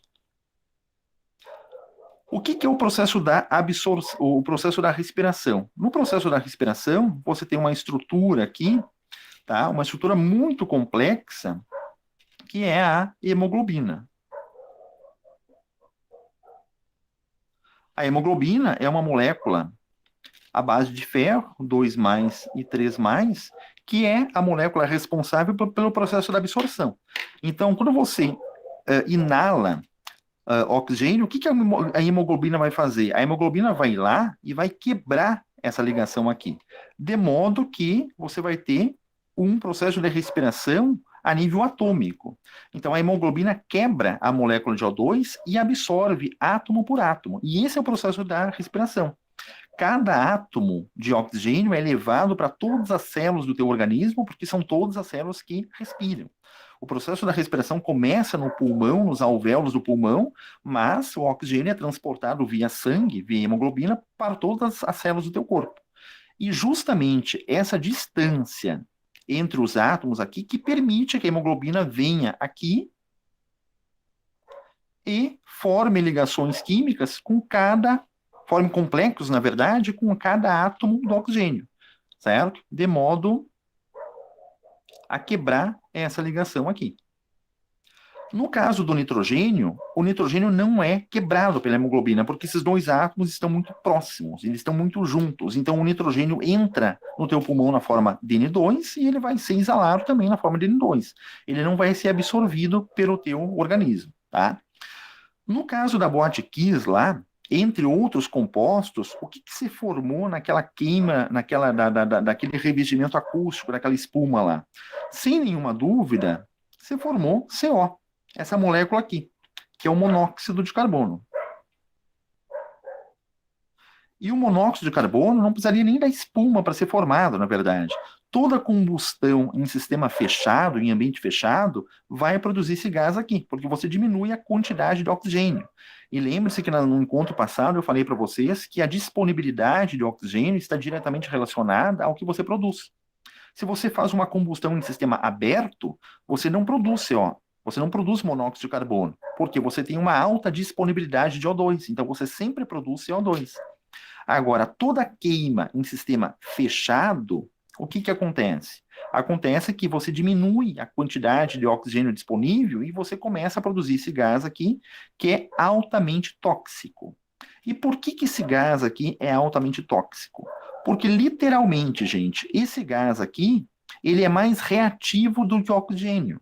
Então, se você tiver esse gás no ambiente e você respirar esse gás, a hemoglobina, literalmente, ela vai se confundir. Ao invés da hemoglobina quebrar o O2 e absorver o O2, ele vai pegar o CO e vai levar o CO para as células do teu corpo. E o que acontece? O problema não é nem o CO que a hemoglobina está levando, o problema é a falta de oxigênio. Então, você tem uma obstrução de oxigênio, a intoxicação justamente é isso.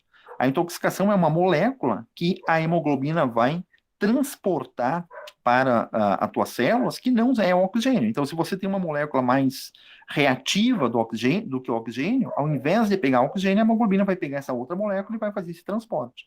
E uma célula do teu organismo que não receba oxigênio, mas receba um outro composto, vai sofrer um processo um processo fisiológico errôneo e vai levar a uma intoxicação. Certo? Então, esse é um processo assim, bastante interessante para nós entendermos, tá? Que no caso da composição atmosférica, por mais que nós tenhamos 78% de N2, esse gás, ele não é absorvível, porque a hemoglobina não consegue quebrá-lo. Agora, se você tiver alguma quantidade mínima de CO, tá? Pode ser 1% de CO, por exemplo, no ambiente, você já vai ter uma toxicidade muito grande. Porque a hemoglobina, ao invés de pegar o oxigênio e quebrá-lo, ele vai pegar o CO, transportar para as tuas células e tu vai ter um problema de contaminação muito aguda. Ok, gente? Alguma pergunta sobre isso? Alguma dúvida? Alguma curiosidade? Muito bem. Então, fechamos aqui. Vamos fechar essa câmera. Vocês devem estar cansados já. Abrirmos aqui. Confirme se vocês estão me vendo. Ok? Todos me vendo?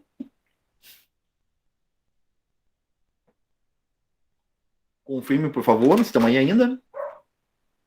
Sim, sim, sim. Perfeito, perfeito. Obrigado. Muito bem, minha gente. Estamos chegando ao ponto final da nossa discussão de hoje, tá? E a penúltima coisa que eu marquei aqui para falar com vocês... só vamos fazer uma inversãozinha aqui no meu protocolo, tá? Com relação às avaliações, certo? Vamos então falar um pouquinho sobre as avaliações. Nós vamos fechar a 4ª avaliação aí na próxima segunda-feira.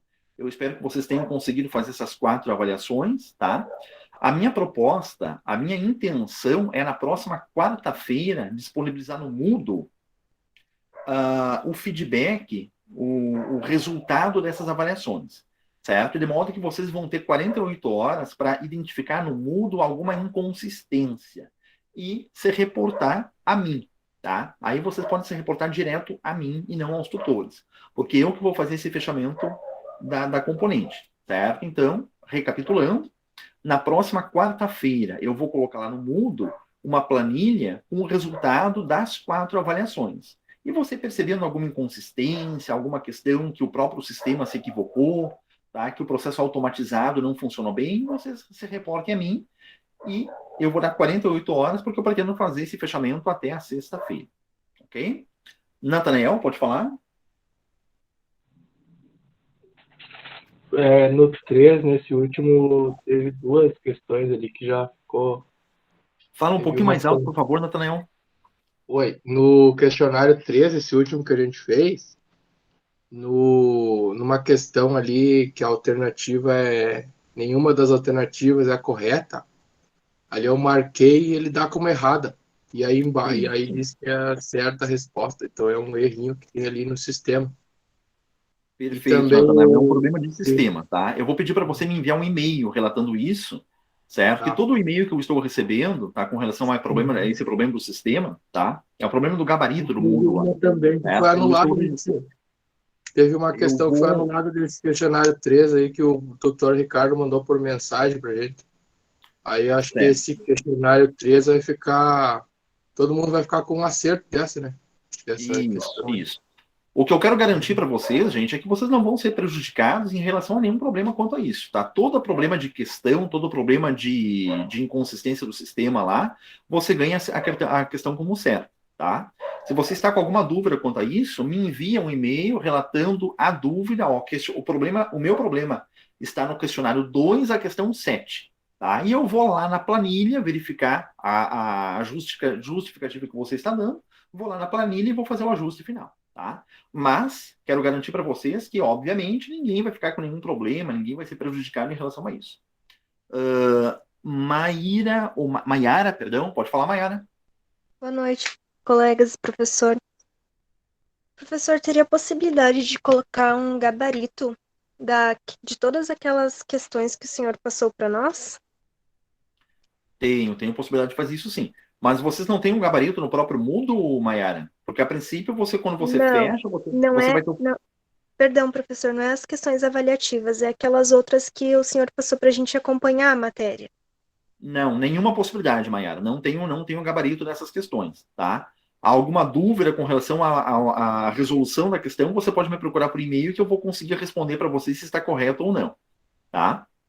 Mas como nós estamos produzindo esse material com relação às componentes aqui da UAB, muitas vezes eu não tenho o gabarito dele, tá?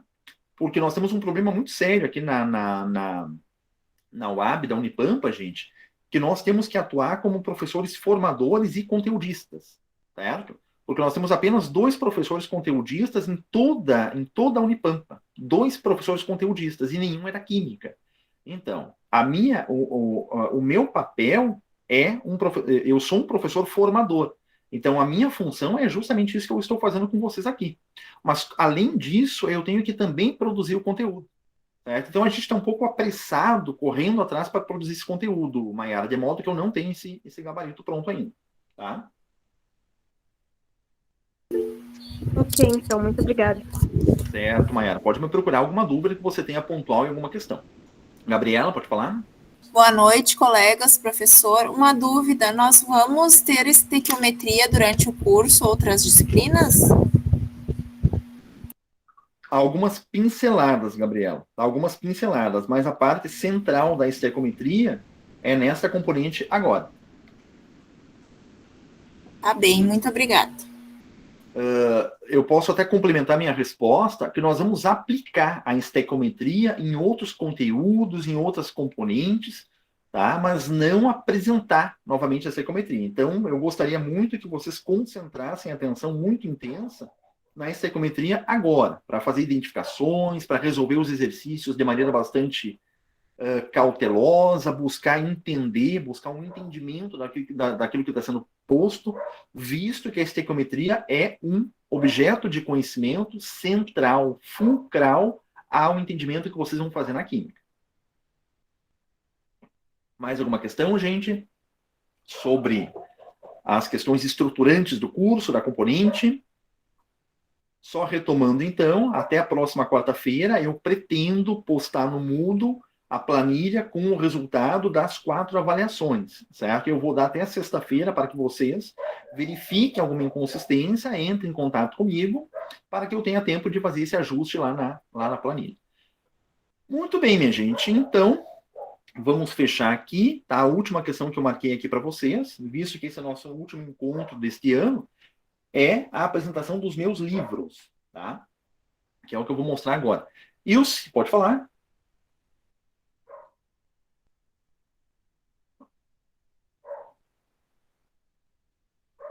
Ilse, estou te ouvindo. Estava fechando meu microfone. A gente terá mais uma avaliação dessa que fecha dia 13? Não. Nós fecharemos o curso, nós fecharemos a componente com 4 avaliações, Ilse. Apenas com 4 avaliações, tá? Eu planejei uma 5ª avaliação, mas não será possível. E esse já vai ser um ajuste que eu vou fazer para a próxima componente nossa, que será compostos orgânicos, tá? Nós vamos fechar as componentes com 4 avaliações. Vamos manter o mesmo um formato muito parecido, tá? Mas 4 avaliações. Mais alguma pergunta, gente? Mais alguma dúvida?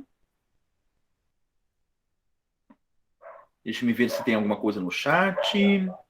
Ok, não, beleza. Pessoal, a última parte, então, agora, eu quero mostrar para vocês os meus livros, tá? Visto que eu tenho um compromisso aqui, eu gostaria muito de contribuir com a formação de vocês e, principalmente, com a percepção que vocês vão ter em relação à química, visto que eu serei o professor formador de vocês na química praticamente em todo o curso, tá? Ou a todas as componentes de química daqui para frente vocês verão comigo, tá? Eu tenho, nesses últimos anos, publicado, escrito alguns livros, tá? Basicamente, eu tenho escrito um livro a cada 2 anos, e alguns livros são particulares à química.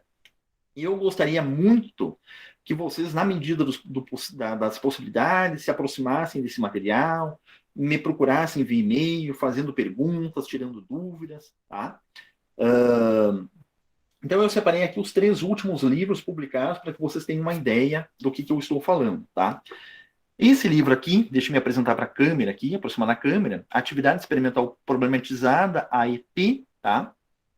60 experimentações com foco no ensino de química da educação básica à universidade, certo? Então, esse livro aqui, vocês vão encontrar várias experimentações, várias atividades envolvendo possíveis práticas pedagógicas no âmbito da química. Tá? Eu escrevi esse livro junto com um ex-aluno de ensino fundamental, de ensino médio, de curso técnico, que hoje está fazendo um doutorado em orgânica. Tá? Então, esse é o primeiro livro que eu gostaria de mostrar para vocês.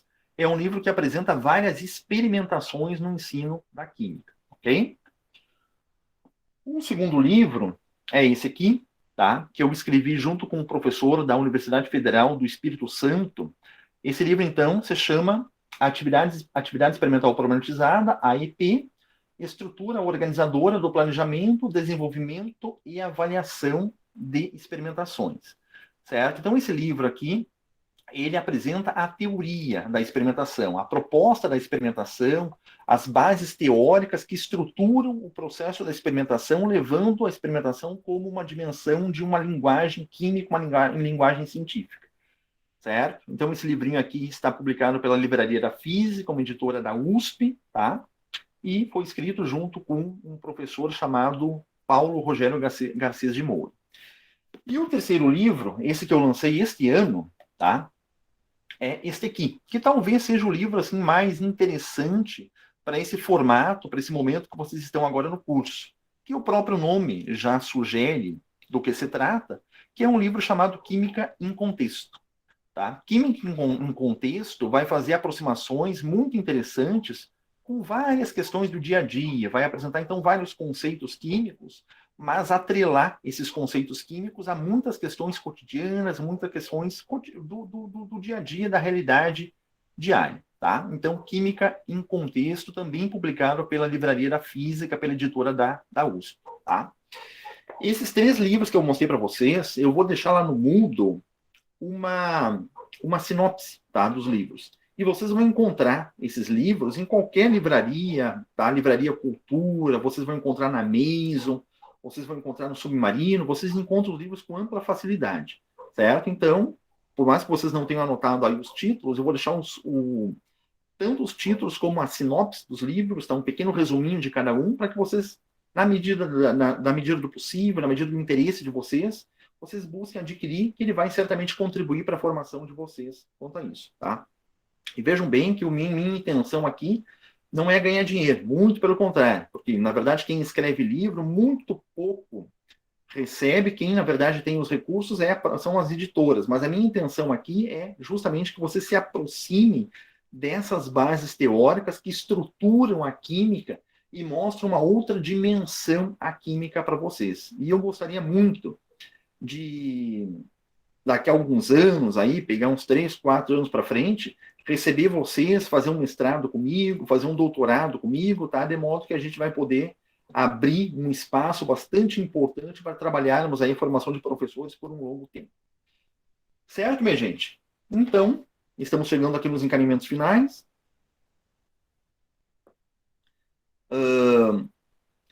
Conforme eu já anunciei, próximo semestre nós vamos trabalhar compostos orgânicos, tá?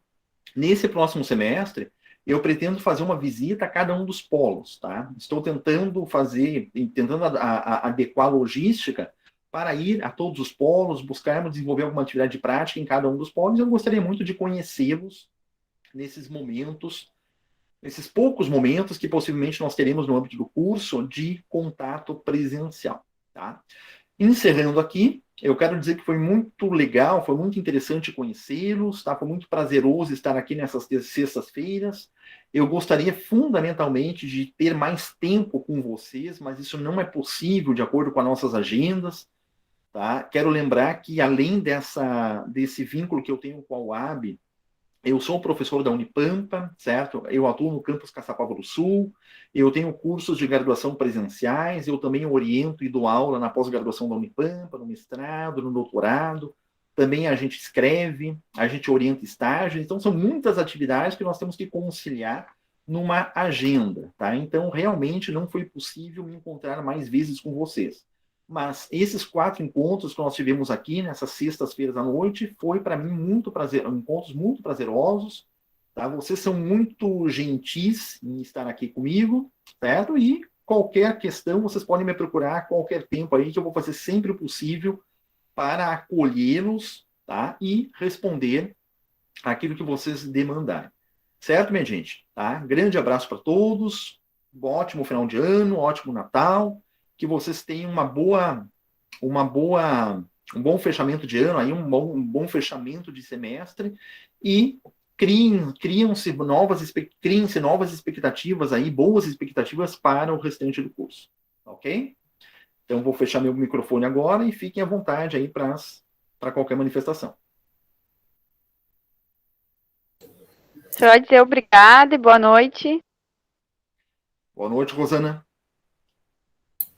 Obrigada, professor, por ter se disponibilizado e nos ajudar dessa forma. Acho que foi uma forma bem dinâmica para a gente. Obrigada. Beleza, Charlene. Valeu.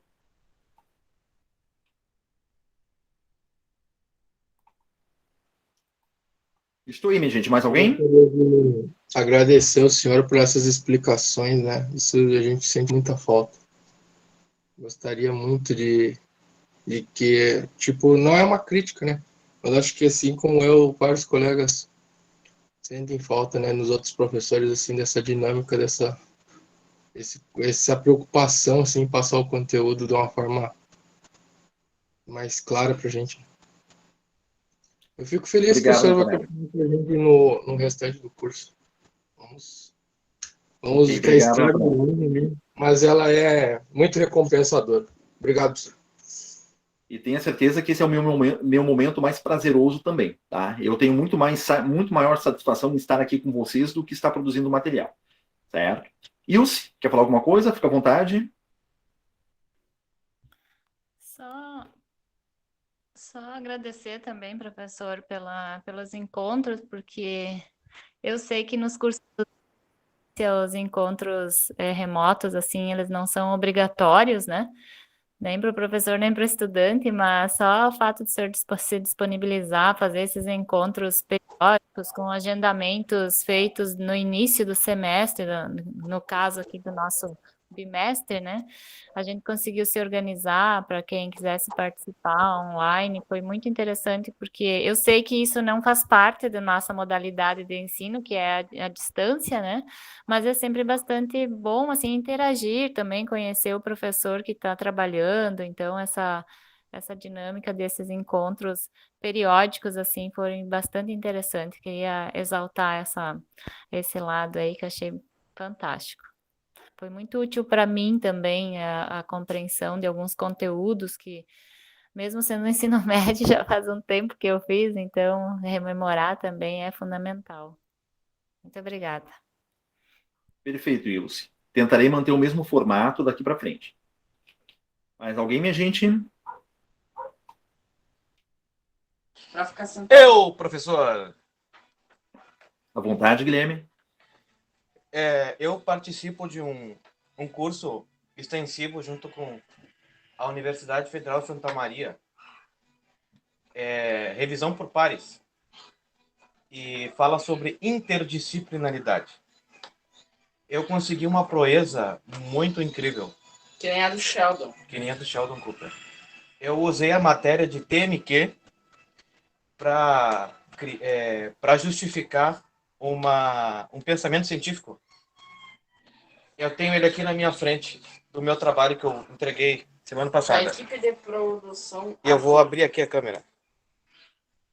A equipe de produção, só um integrante da equipe de produção hoje, Arthur. Oi, gente.